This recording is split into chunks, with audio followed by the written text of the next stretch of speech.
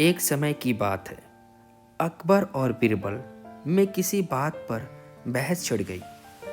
बीरबल को इतना गुस्सा आया कि वे महल से बाहर आ गया। वे कुछ दिनों तक महल के माहौल से दूर रहना चाहते थे। उन्हें रास्ते में एक आदमी मिला। उसने प्रणाम करके कहा, आप ही बादशाह अकबर के प्रिय मंत्री बीरबल हैं? बीरबल के हामी भरने पर उसने कहा, मुझे आपसे मिलकर बहुत खुशी हुई। मैंने सुना है कि आप किसी भी समस्या का हल चुटकियों में निकाल देते हैं और लोगों की मदद के लिए तैयार रहते हैं। बीरबल समझ गया कि वह उनसे कुछ पैसा ऐंठना चाहते हैं।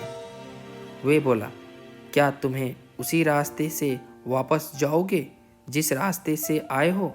उस व्यक्ति ने हामी भरा तो बीरबल बोला, तो रास्ते में जो भी मिले उसे कह देना कि बीरबल की दयालुता की सारी कहानियाँ झूठी है। वे किसी के लिए कुछ नहीं करता। वह आदमी जान गया कि बीरबल उसके मन की बात भांप गया है। उसने माफ़ी मांगी और बीरबल को अपने घर खाने का निमंत्रण दिया। बीरबल बोला, मैं कुछ दिनों के लिए इस जगह से दूर रहना चाहता हूँ। क्या तुम मेरी मदद कर सकते हो? आप मेरे यहाँ रह सकते हैं। मैं किसी को पता नहीं चलने दूंगा कि आप मेरे यहाँ ठहरे हैं। उस आदमी ने कहा। बीरबल उसके साथ उसके गांव चले गए और इधर अकबर के लिए बीरबल से दूरी बनाए रखना मुश्किल हो गया। उन्होंने दरबार में बीरबल की कमी खलने लगी। उन्होंने उसे अपने पास वापस बुलाने के लिए एक योजना बनाई। वे जानते थे कि अगर वे कोई अजीब सी प्रतियोगिता रख देंगे तो बीरबल ही उसका कोई हल दे सकता है और इस तरह उन्हें खोजने में आसानी होगी। अगले ही दिन मुनीदी करवा दी गई कि राज्य में एक प्रतियोगिता आयोजित करवाई जा रही है जिसमें विजेता को सोने के 100 मोहरें इनाम में दी जानी थी।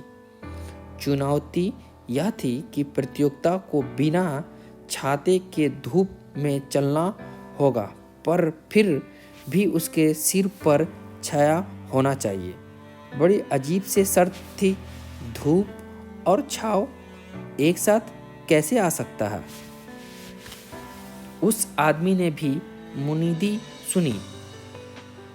उसे पैसे की सख्त ज़रूरत थी।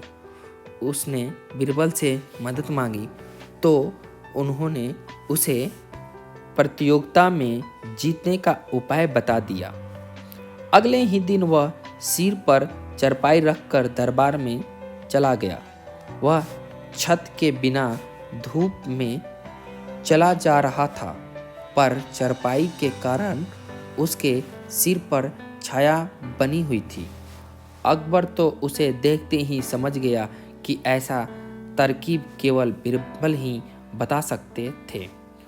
उन्होंने उसे पूछा, तुम्हें यह उपाय किसने दिया?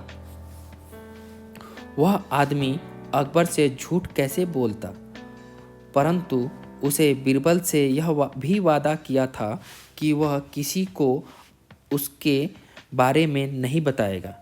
इसलिए अकबर को अपने घर ले गया और बताया, मेरे घर एक मेहमान ठहरे हुए हैं।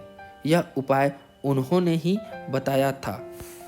अकबर उसके घर गए तो अपने प्यारे बीरबल से भेंट हो गई। अकबर को बीरबल मिल गया और उस आदमी ने अपना इनाम पाया।